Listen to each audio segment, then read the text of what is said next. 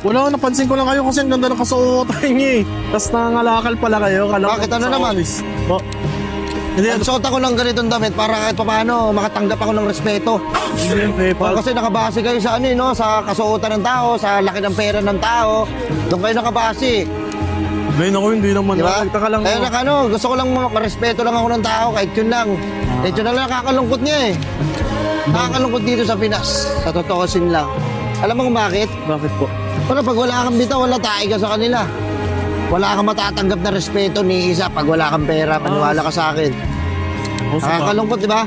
Baka ako, tsaka siguro punit-punit damit ko, tapos nangangalakal ako, baka sipahin mo pa ako eh. Hindi yun, grabe naman Gawin kayo. mo pa akong pusa eh. Hindi naman ako, ganun.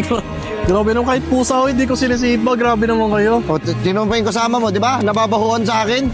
Mayabang. Sir, hindi, ngayon lang ako kasi ako nakakita na, ang linis yung tignan, tapos nangangalakal. Oo nga. Bago lang ako. Ginagawa ko